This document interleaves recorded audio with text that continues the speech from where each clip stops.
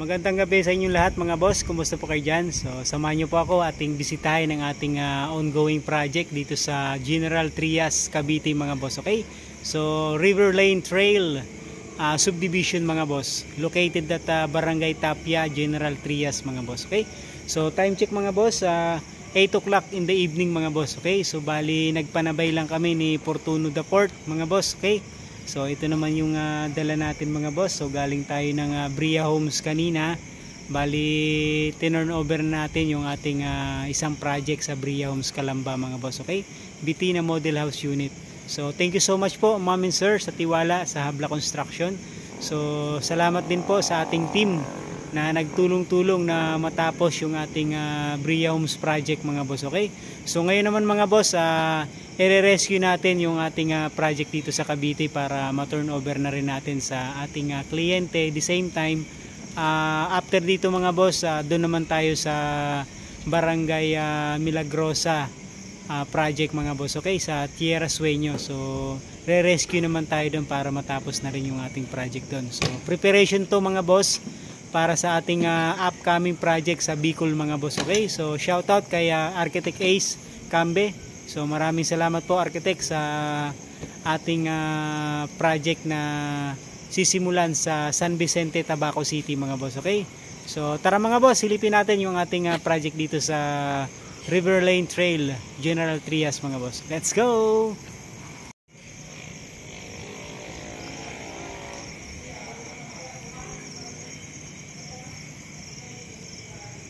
So yun mga boss, ginabay na tayo ng biyahe gawa ng traffic. The same time sabayan pa ng malakas na buhos ng ulan mga boss. Okay?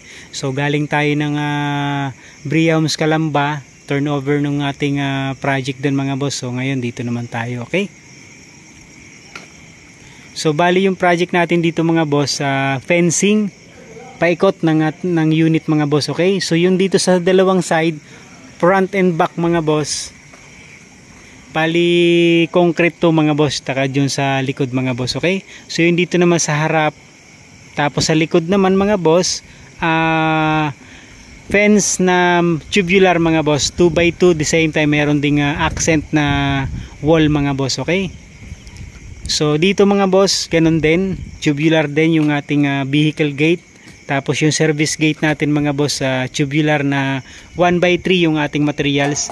Tapos 2x2 naman yung ating pinakang framing mga boss. Okay? So dito mga boss, mapapansin yung bakante to, open to. So ilalagay natin dito mga boss yung hardy planks na tinatawag mga boss. Okay? So bali meron na tayong framing. Ayan. Angle bar na 1x1 mga boss. Okay?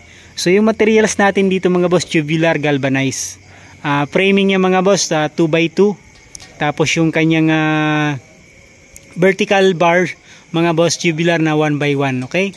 Tapos yung dito naman naka horizontal mga boss, yung hardy planks mga boss. Okay? So bali wood design to. So i-obra to ni Boss Jeff mga boss, yung painting works. Okay? Si Boss Emma naman tsaka si Boss Jong yung sa metal works fabrication mga boss. Shoutout sa inyong dalawa. Okay? Si Boss Berda naman sa masonry works. So kasama natin si Boss JR tsaka si Boss Mel para naman sa Kisame mga boss. Okay, so si Boss Jeff bukas ng umaga, electrical naman yung kanyang activity. So meron tayong mga lightning light work. Okay, so electrical works meron tayo dyan, may mga ilaw tayo dito. Okay, tapos dun sa column mga boss meron tayo dun. So, check natin sa likod mga boss. Sa likod mga boss, same design siya mga boss. Okay? So, ito na fencing concrete mga boss. Almost complete na mga boss. Ito naman yung likod mga boss. Ganon din. Ayan. So, nabuhusan na rin ni Boss Berdan yung pinakang ilalim mga boss. So, bali yung design kasi nito mga boss, wala to. Tatanggalin natin to pag matigas na yung halo mga boss. Okay? So pag matigas na yan, tatanggalin na natin to. Kumbaga isang nakatayo lang talaga siya. Naka vertical lang siya mga boss. Okay? Yan. So Bollywood design din to. So primer na natin to ng epoxy gray primer mga boss. Lahat. So yung electrical, si Boss Jeff na yung bahala niyan mga boss. So gagapang tayo dito sa ilalim mga boss. Tapos kukuha tayo ng connection dito sa may outlet kung saan yung pinakamalapit mga boss. Almost complete na mga boss. Okay, so ready to fire yung painting works mga boss. Kaso medyo maulan pa yung panahon. Hopefully by next week wala na yung ulan-ulan mga boss, yung low pressure area mga boss. Okay, wala na yung hopefully by next week wala na yung low pressure para matuyo na yung wall natin, ma-finalize na natin yung painting works natin mga boss. Okay.